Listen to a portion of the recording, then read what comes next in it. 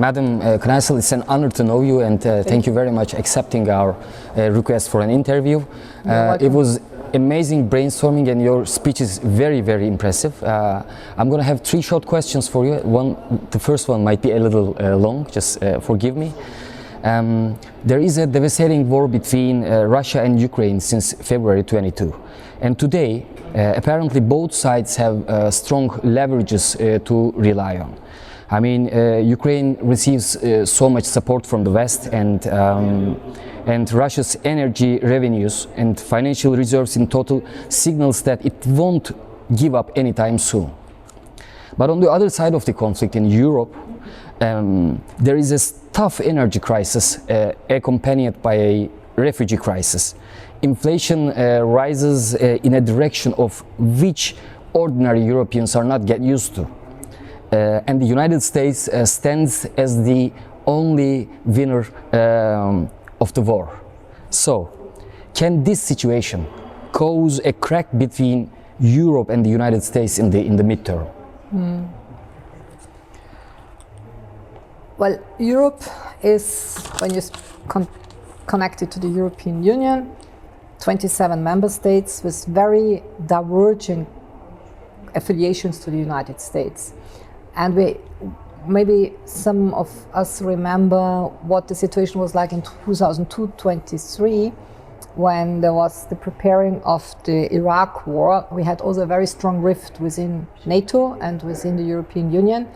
The newcomers, so to say, for instance, Czech Republic, Poland, also Hungary in those days, they were all very much in favor of attacking Iraq, while Germany and France were much more reluctant and said no to the war. And that for me was a big moment, because you could see that there are frictions there. The frictions ever since have grown, whether it was in the Euro crisis, North-South, Germans telling the Italians and the Greek how to solve their budget problems. Then we had, in addition to that, an East-West drift because of the migration crisis in 2015, when countries like Poland and Hungary said, no way, we are not going to participate in that open border policy, while Germany and France had a different attitude. So there are many rifts, North, South, East, West, and there are many different qualities of relations with Washington, with transatlantic alliances. Plus add to that Switzerland, which is not a European Union country, but what is happening these days in terms of loss of trust in the #1 financial place in the world, especially also for Middle Eastern investors, wealth funds from Saudi Arabia, from Qatar. They have lost billions and billions, and it's not only the money that is lost. We also saw how law was twisted. You know, European legislation, Swiss legislation. We saw that within an afternoon on last weekend, things were put upside down. So, via that, of course, there's a pressure via the financial system. There's a pressure by the United States. There's a pressure by other stakeholders. But I don't think that this war will end soon, and that we can imagine in any way some sort of outcome. We can't. It would be not serious from my side to give you some scenario. I think that right now we are not only in a fragmented world. I wrote a book some years ago, 10 years ago, which I called The Fragmented World, What Remains of Globalization, because I was already 10 years under the impression that we are going into a deglobalized world. And I thought that the economic crisis of 2009-10 would trigger what currently is happening, namely the things that we see in the banking sector, energy crisis and so on, inflation. But what we see right now, it's not only a fragmentation, I would even say it's an atomization. You know, if this term exists in English, in French we would say atomisation. Yeah. Most definitely. What are your observations about the current status of the Russia-Ukraine war? How do you think it will be resolved? Could there be a solution soon, or just as in Syria, could it continue to destabilize mainly the two fighting nations and the countries in the region in a greater scale? It's interesting that you bring up the comparison with Syria, because I've done that at several instances over the recent Future interviews. There's a certain analogy that you can draw with Syria. It's a proxy war. It's not a war between Ukraine and Russia. Like Syria was never a civil war. It was a proxy war. Everybody from wherever had a foot in there. From Iran to Turkey to the United States, Russia, everybody was in there, sometimes upon invitation, sometimes not invited.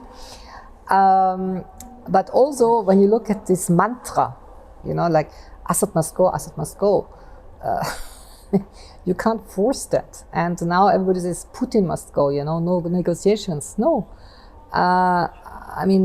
Assad is currently rehabilitated, and he's back to the world stage. He will be re-entering Syria will be re-entering the Arab League. Embassies are opened again, and the Russian diplomacy is very much working on some sort of trilateral dialogue between Damascus, Ankara and Moscow. So things will happen, and I think, if I'm not mistaken, President Erdogan has already said that he couldn't imagine to meet Assad, if I'm not mistaken. So in the end, we always come back to the negotiating table. But the European Union repeats itself saying this war will be decided on the battlefield, which is nonsense. Also, when you take one of the biggest wars that I have read about is the War of 30 Years, which started in 1618. It finished officially in 1648. And it was officially Protestant versus Catholics. Half of Europe was dead. Half of Europe had died in that war. But in the end, they had to meet in Westphalia, and a new order was established. It was called the Westphalian Order, which is still with us. It's not perfect, but it's still the order according to which, namely sovereignty, equality among sovereigns, that we are running our international relations.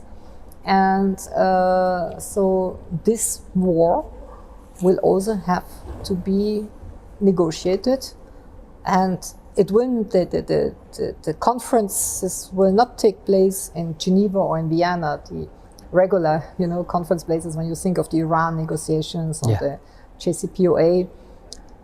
It will be Istanbul, Beijing, Budapest. Why not? Yeah, because you have more neutral diplomacy, more sound diplomacy by big NATO members like Turkey. I'm glad to hear that.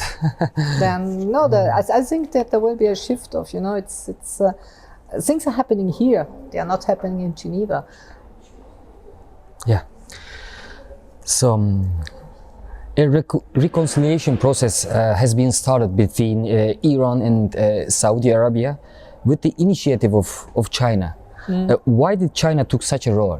Do you think China can take active roles and positions in similar diplomatic and military conflicts in the near future? For instance, let's come to our topic in Russia and Ukraine conflict. Well, the groundwork for this détente between Riyadh and Tehran was laid by Oman.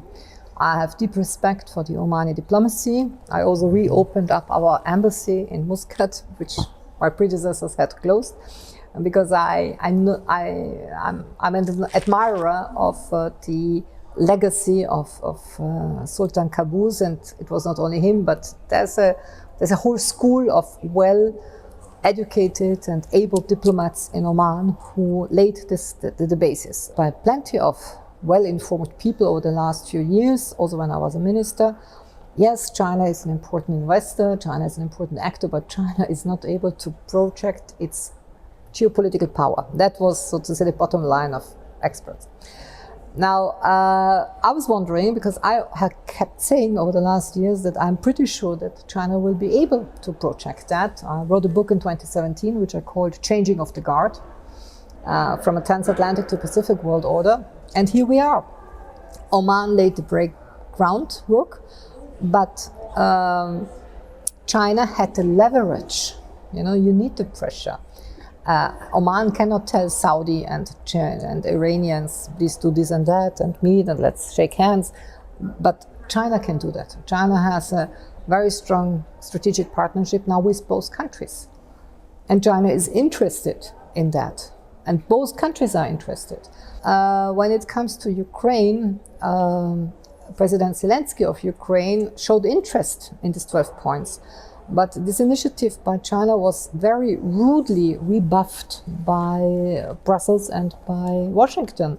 I mean, both of them said this is not a peace plan, it's just a list of headlines. Of course, a peace can only be negotiated between the parties to the conflict. And I wouldn't even use the word peace. You know, peace is such a noble word. And most probably peace, like love, are the most abused words in the world. You know, everybody has inflationarily used it. It's all about stabilizing. That's the utmost that you can expect right now, also for Syria. Stabilization, making daily life for the people somehow bearable. In the case of Turkey, making Turkish truck drivers being able to cross Turkey once again to deliver their goods to the Arabian Peninsula, for instance. So, but the Chinese can put leverage. Yeah. They can do this give and take. The European Union is out of any kind of diplomatic role due to its own actions, because it has very clearly taken sides. It's about China. It's about Turkey. It's these two countries, maybe inside the European Union, that Hungary has a role to play here and there. They are very steadfast in their lonesome role to reject certain pressure. So China definitely has a role to play in that. Yeah.